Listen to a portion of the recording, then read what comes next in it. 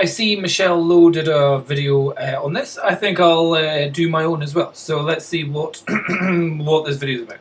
You're watching this and you want to answer these questions, keep in mind that you're free to lie your ass off and just say whatever you want to say that sounds amazing to answer these questions in the comment section. Okay. You have all of that ability. Will do. You can lie. But can you continue lying to yourself? Okay? That's the bigger question. You can, or even normal or natural. Like, I'm going to give you the questions and you can do with them what you will. You can copy them and paste them, put them in the comment section and answer them. Why is she doing her video from the bath? She's clearly in the bathroom. I suspect she's actually sitting in the bath. Is this like a thing that she does? Is this like a... Was it Trisha Paytas does that thing where, like, on my kitchen floor, does Daphne do in the bath videos? Let's see, is there anything... Oh yeah, it looks like it's a thing.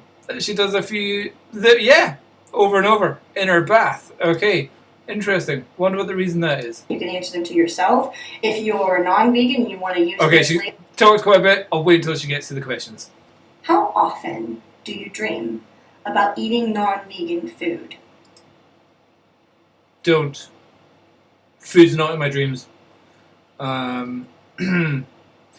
Last night, my dream was about picking giant bogies out my son's nose. But no, food isn't really a dream thing for me. And what's that got to do with veganism? Oh, because I dreamt about food. Is that in the same way of like, oh, you dream about killing someone, you're a murderer. Or you dream about dying, you're dead. Or you dream about being a child, you're a child. Or dreaming about being another person, well then you must be wanting to be another person. Okay, great. What a shit question to start off with. But let's see where the next one goes. I follow that up with the second question, which would be, if so, how often? Okay, don't. Now, is, do you dream about non-vegan foods? And my secondary question to that is, if so, how often? Number 3. Okay, number 3. Getting into this one. Let's go for it. How often do you eat or use fake meat, fake milk, fake butter, fake eggs, or fake cheeses? Ooh, fake eggs? No, that's pretty mean. Fake cheeses? I'll try a lot of them. They're all pretty crap compared to normal, to real cheese. Fake milks? Well, I suppose yeah, that's all I have. It's just oat milk, mostly oat milk.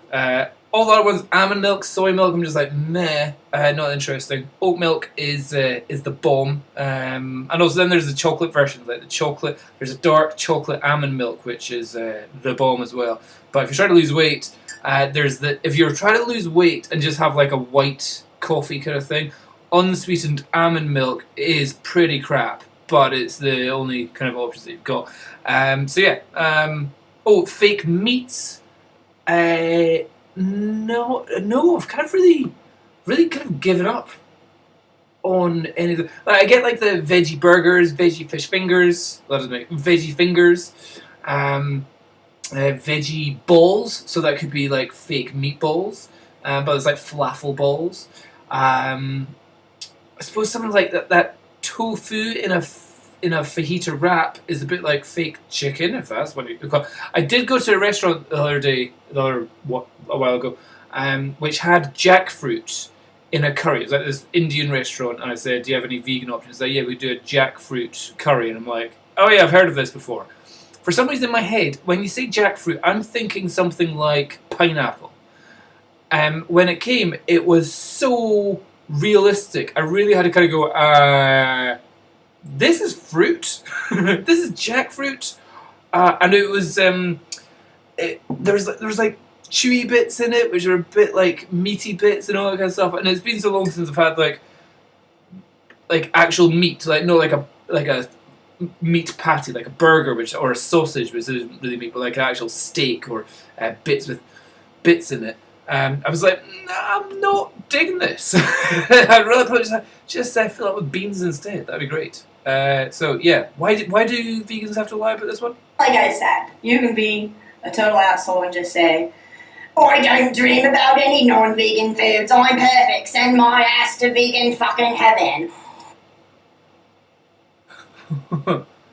Okay. Right. Got you there. Or you could just say the truth. You could also lie and say, I don't eat fake meat, and I don't eat fake milk, and I don't eat fake butter. I only eat kale and vegetables because that's how you do veganism. Whoa, who has annoyed this lady? What is that? Is her obviously impersonating someone that she thinks is in like the vegan community, and it's obviously somebody has been on their high horse to her and annoyed her in some sort of way, and this is her aggressively mocking vegans here. That's strange. So I was psychologically analysing her. She's obviously been hurt by someone. I suspect there may have been a relationship there, maybe her own relationship. I don't know. I've never watched this person's stuff before, but maybe she was a vegan in the past. And maybe she's angry with herself. And that voice that she's saying is the voice in her own head. Maybe. I don't know. I haven't watched her stuff. I'm just guessing. And continue lying to yourself. We're not going to believe you, but you can continue lying to yourself. 4. Ooh. Okay, ready for this. This is a really, really good question. Ooh, can't wait for it. Can't wait. Have you ever thought that something tasted too good to be vegan? Yeah, quite a few things. In fact, just now, in Tesco's, there is a roasted vegetable pesto wrap by Plant Chef. So for my lunches, if you're can you follow me on MyFitnessPal? For my lunches, because I'm trying to lose weight just now, the £3 meal deal from Tesco's. One of the wraps that they've got, there's the falafel wrap, which I've been having for years. That's fine. There's a new hoisin wrap, which is quite interesting and nice. But there's a falafel wrap. There's a roasted vegetable and pesto wrap. Now pesto isn't vegan. There's like stuff in that, and certainly with that, I'm like, oh wow, this is good. In fact, there's the vegan cheeses are crap. But the vegan mayos have been surprising. There's been a few times I've gone into restaurants going, can I have the vegan option? And they're going to me, I'm like, they put mayonnaise in this. And then I've checked, and they're like, no, it's totally vegan. And I'm like, that's impressive. So too good to be vegan, or too similar, or superior. Again, you're given this idea that a lot of vegan alternatives, vegan replacements are usually a bit crap. So when you get one which is equal or possibly even better, you're like, wow, this is good. So it's usually been the vegan mayonnaises. That's about it. That's about vegan mayonnaise and the vegan pestos that are out there. And maybe you later found out it wasn't totally vegan, or somebody didn't read the label appropriately, and you trusted them, and it wasn't actually vegan, and you could tell because it tasted too good. Oh, I don't know. Well, that's also asking you the question, where does this person live? She's got a hat on, full makeup on, in her bath, with a pearl necklace on, full eyelashes done, hat on, low-cut top, in her bath, where you naturally have crap audio, very echoey location, but low-cut top, hat on, indoors. Granted, indoors with jackets, yeah, I'm a fail for that, but trying to figure out this lady. It's like she... Maybe I'm guessing she was a vegan in the past, and she's fallen out with veganism because she got caught out or something like that. And there was a great vegan in the past which I Who was I watching? A long time ago I was watching, and they were doing like street interviews. It might be Joey Cartron. No, it might be the Vegan Club. I don't know, whoever it was. And they would interview people on the street, and they would ask them, would you go vegan? Why can't you go vegan? And a lot of times people would say, oh, I'd be up for going vegan, but I just can't go without cheese. And their response was, well, how about you go vegan, but just include cheese? And I thought that was such a liberating thought process for people. It's like, look, if you care for animals, you want to reduce your harm there, but your failure in that you just can't live without cheese, do you know what? Don't let that be the one thing that stops you from doing all these other positive things. For me, it's honey. But I don't really consider that to be a fail. I don't really consider that to be vegan. I'm a vegan, that's why I'm not vegan, I'm a vegan. And then they were talking to somebody else, and they said, "Oh, could you go vegan?" It's like, "Oh, I would love to go vegan, but I just can't go vegan because I love milk too much." And they're like, "How about you go vegan, but just have milk?" And they're like, "Oh, wow, yeah, okay. So I could reduce my meat consumption. I could reduce my other cheese and pork and chicken and fish, and reduce my animal clothing products and all that kind of stuff. And I can go shop in the body shop where stuff hasn't been animal tested, and I can feel good. But I can do all that thing, and maybe I'm not 100% vegan because I still need to have my milk, but I can be doing all these good things." And so one thing is that don't let one thing that's stopping you being vegan stop you being doing anything that's positively beneficial for animals, potentially. Of, do you like the taste of animal products?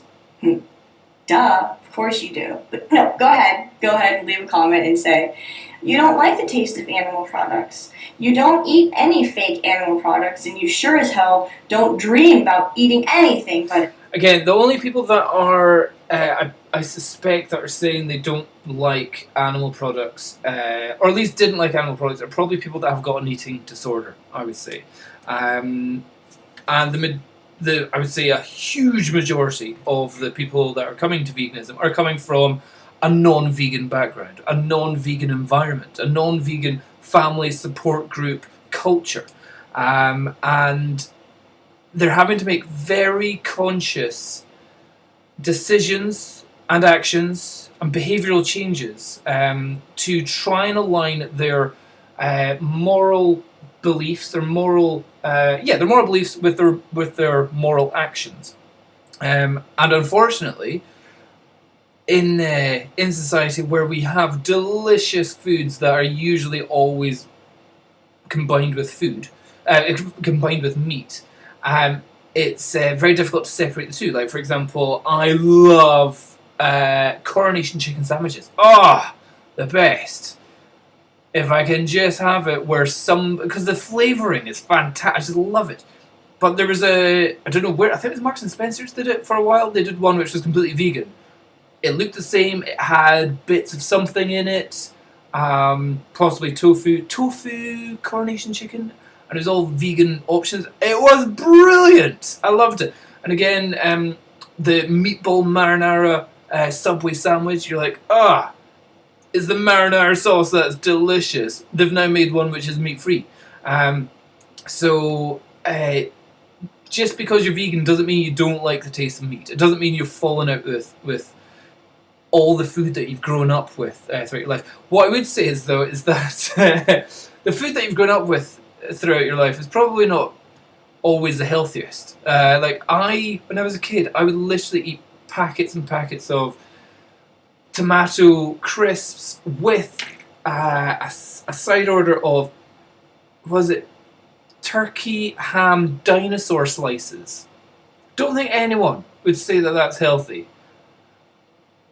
In fact, if I try hard, I can still remember the flavour of turkey ham dinosaur slices. And in my adult brain, I know how potentially unhealthy that stuff is, but I gobbled them down by the pack when I was like 6 years old. I thought they were the best things ever. I think they probably are still the best things ever, because it's just how they're made. But you try and sort out your desires for tasty things to align with your morals. a salad. You can go ahead and lie like that, like I said, but what's the truth at the end of the day? You're the one who has to go to sleep with that truth, okay? Number 5, do you feel personally offended when you encounter an ex-vegan? Ooh. This might be like a small red flag for some people, but ultimately, like, this is a serious issue. Ooh, that is a good one. Wait. So what was that? Do I feel personally offended? When you encounter an ex-vegan. So the examples of that have been, for example, Tim Sheaf. People who have not offended, no. Irritated, yes. Offended, not offended, but like irritated and angered by somebody's they've either clearly been lying to their audience for years. What was the other one? Raw alignment as well. Then who was that girl that got caught for the fish? Can't remember. Rovana or something like that. They've clearly been either lying to their audience for years and making cash out of this. So Tim Sheaf, again, for years he did videos about how becoming vegan he felt fitter, he felt stronger, he felt more energy, he was able to do a backflip without even a warm-up or a warm-down. And he did lots of videos promoting it, saying how he felt great. He won Ninja Warrior, and then he goes mental, but he still has the fame. And then he denounces veganism, saying, "Oh yeah, when I was vegan, I felt really ill. My joints were stiff, my muscles were fragile. I had no energy, and all this stuff." It's like, Tim, you were like drinking gallons of urine every day, and you were fasting for 35 days. And you have the worst fungal toe growth in the whole entire world, but you won't take medicine or supplements. And then they'll come back and argue all the things which they were confidently arguing. Like they're going TV shows saying, "Why do I need to hurt animals when I can live absolutely perfectly without them?" And then, so it's either they've been lying or they're just thick as fuck. So they're thick as fuck, and they're still famous, and they're now promoting the anti-vegan nonsense. We was on Raw Alignment. She's now doing like carnivore promotions. She was all. What was the other one? There was a whole pile that joined the Diddley Reuter and Roto 4 community. We thought that was a great idea, that were brought into the vegan movement by the dreams, the hopes, the aspirations of a permanent vacation lifestyle. Of what else was it? It was, what were they doing? Also the idea of that you could eat as much as you want, you could be, and it would make you fit. So that the fitness aspects, and very little got involved with the ethical side. So the ones which became fitness vegans, if they fall by the side, I'm like, yeah, whatever, you never really got into it. The ones which promoted ethical veganism, like save the animals and let's not hurt the animals and itself, the ones that they then go to, not just even giving up veganism, because I can understand people giving up in a culture and society where it's just too difficult to follow on, but when they then go to the other side and become carnivore, you're just like, what? So yeah, it's more of a worry that people can be either that lie that much to their audience, or that self-deluded, and then pretty much make the same arguments that they argued themselves years ago. It's just some people are just thick as. Anyway, this might be like a small red flag for some people, but ultimately, like, this is. I think the red flag is, oh my goodness, some people are just that thick. This is a serious issue. If you encounter an ex-vegan and it causes you instant anxiety, you might want to evaluate why. I think the only ones I'd be probably irritated with are the vegans which were ethical vegans.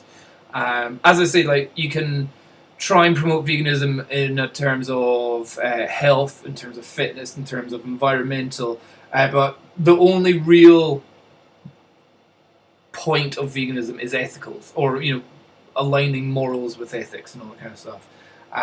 So if you met somebody who, for a substantial amount of time, were ethical vegans to give up, that would be, you'd be like, yeah, what would he's like, why did you turn the back on? Why did you turn your back on something which, especially if you've done research and you've watched all the videos and you've acknowledged the harm and pain that we can certainly cause to animals? Why would you stop it? That is, I would be not personally offended, but I'd be very suspicious of that person. Number 6. Ooh, good.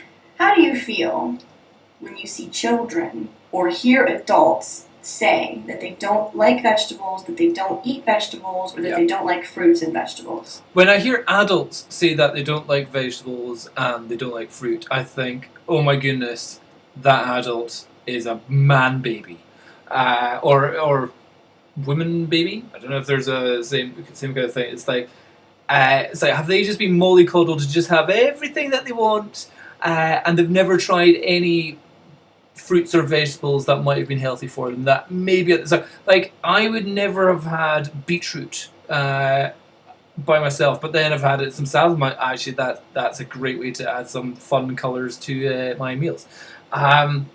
But when adults say that they don't like vegetables, I'm like, the only people that I've actually met in real life that say they don't like vegetables, their lunchtime diet usually consists of a hot dog. Hot dog and crisps. That's 2 people specifically that have said that, oh, I don't like vegetables. And they're usually not the fittest, usually not the healthiest. I haven't met a healthy person that has said they don't like vegetables. I haven't. Yeah, pretty much anyone that says, oh, I don't like fruit or vegetables, I'm like, alright. And then I see them waddle off. And I'm like, well, maybe you should like fruits and vegetables. It might not be a bad thing for you to incorporate into your diet. How do you feel when you see a compilation of a video of 50 children in a row going, ugh, to... Granted, there's a lot of vegetables which are pretty rank. Different people have different... Hold on, what's your... broccoli or spinach or cabbage. Again, a lot of that food isn't of interesting flavour. Spinach and broccoli I can happily eat, but I'm not eating it because it tastes great. But put some spinach in some garlic olive oil, cook that up until it turns to nothing, add that to a meal, great. Mushrooms again. Nobody eats a mushroom and goes, delicious, a mushroom. But a garlic mushroom, maybe a breaded garlic mushroom with some vegan mayonnaise kind of stuff. That's the bomb. It's a lot of food. A lot of food in general is not that tasty until you garnish it and flavour it with either spices and herbs or salt. That's probably the main thing. You can say the same thing. Oh, why don't you eat a bowl of plain pasta? You're like, this is the most boring thing ever. Oh, add on some tomato sauce. Oh, now it's a tasty meal. Additionally, people have different taste buds, and taste buds change throughout life. Some of them never do. I, for example, have the genetic condition where I cannot stand coriander. I taste it, it tastes like metal in my mouth. And I think that's related to Brussels sprouts as well. Even as a child, I tried Brussels sprouts. It was like, they'd almost make me throw up. As an adult, I thought, I'll give them another go. Had half of one, almost threw up again. Don't know what it is. There's something in some foods that some people's taste buds just don't deal with it. And it can be genetics. But yeah, to try and say, hey, we feed our kids broccoli all the time. We make sure that they eat it, but it's it's what you put on it that makes it good. A bit like any kind of food. You have a steak. If you don't cover it in salt and pepper and have some chips and ketchup with it, it's after a while it's pretty duff. Sitting there, yeah. If you don't have herbs and spices and salt and pepper, is any food really that tasty. I think that's the thing. Going back in time, food was so dull and so bland that nobody really overate, and it's the tastification, the delicification of everyday foods that is promoting the obesity crisis. I suspect. I really think being somebody that just eats meat. I just like my meat and potatoes. They're probably never going to be fat because they're just like really dull food. But it's people like, oh, I love a flavor sensation that they go into every restaurant and there's just, or like every shop and everywhere, and there's like all that salt, all that sugar, all that deliciousness everywhere that enhances all types of foods. How does that make you feel? Do you feel I feel embarrassed for adults that I would say, I don't like vegetables. You're like, you're a child. Personally attacked? Do you feel personally offended when that happens? Because that's something that you might want to investigate. And my 7th and final question is, cool. Do you feel, or have you had an increasing amount of the feelings of, say, misanthropy or psychopathy? Ooh. So, do you hate other people? Do you hate the world? Do you wish bad things on people? So, are you so... Oh, okay, so I'm thinking, this girl, Daphne, went deep down the vegan rabbit hole, started hating people, and has lost valuable connections with maybe either family, maybe loved ones, maybe relationships have broken up because I suspect she went deep down the vegan rabbit hole and alienated herself from friends, family, colleagues, and is now in such a state of regret for her immature actions that she is retaliating against it as hard as possible. Interesting. Just a psychological analysis, just maybe an idea. Again, I have no idea who this lady is. So jaded by veganism that you want to be completely isolated because you hate people, and is that hatred creeping? Being completely isolated because you hate people, says a lady sitting in her bath. Okay, yeah.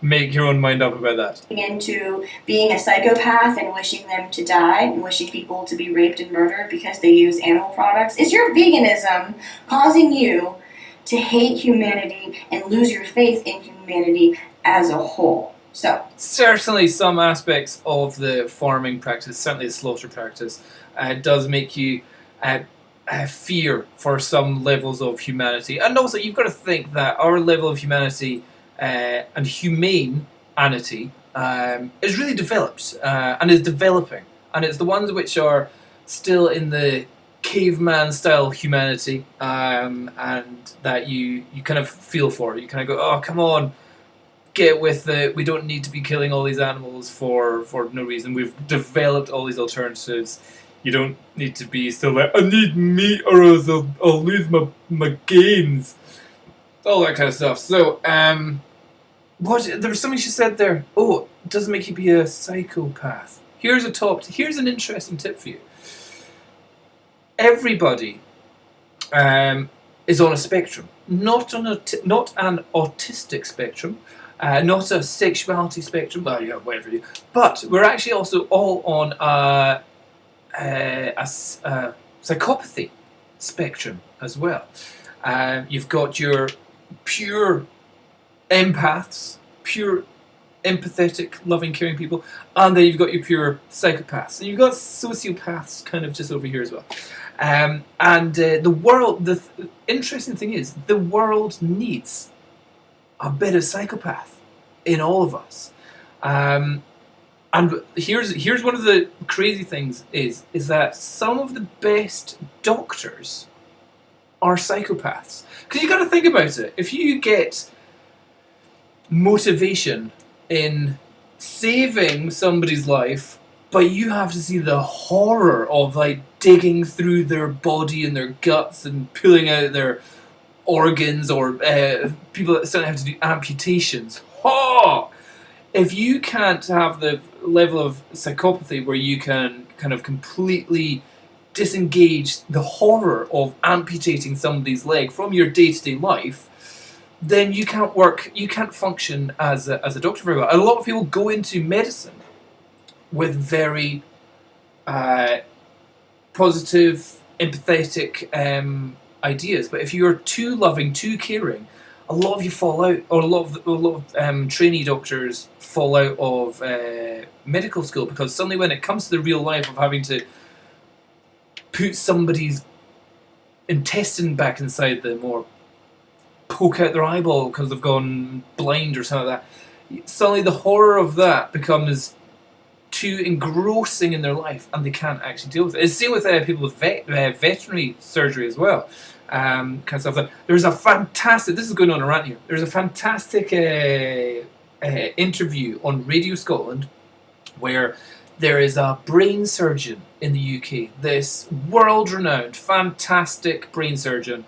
He's not only saved hundreds of people's lives, he has developed techniques which he's taught to other brain surgeons around the world, and he's considered to be like a saint among doctors. And the interviewer said to him, like, so what, why did you want to become a brain surgeon? It sounds so difficult, and it must have taken a long time to become qualified to become a brain surgeon, and it must be really scary, the thought that you have somebody's brain in your hand, kind of stuff like that. And he's like, well, I wanted to be a doctor because I wanted to be a brain surgeon because effectively when I'm a brain surgeon, I am like God. And the radio interviewer went,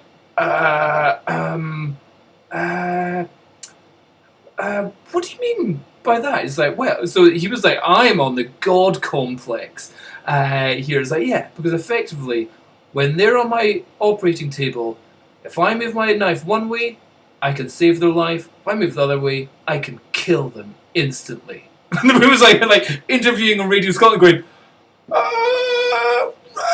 okay, but you always move it to the right way. It's like, yes, because if I can save their lives, I'm better than God. God has given them brain cancer, and I have cured them. I am better than God. And everyone's like, okay, this guy's got a massive God complex, but he's actually a total hero kind of thing. Okay, and off to the adverts. We'll come back to you after these commercial breaks. They don't do commercial breaks in Radio Scotland. What do they do? They do just like an ident.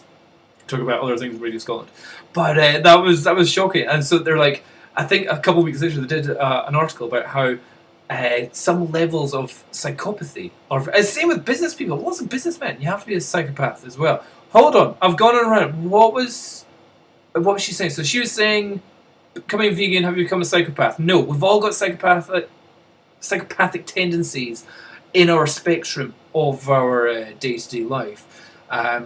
And whether your veganism enhances that part of your life in terms of becoming more psychotic towards other fellow human beings, that's down to the individual, really, rather than is a trait that happens when somebody becomes vegan. But it's cool. That was our 7 questions. That's a really good question. That is a really good question. Thank you. There's my answers. Interested to see what everyone else says. Cheers. Bye-bye.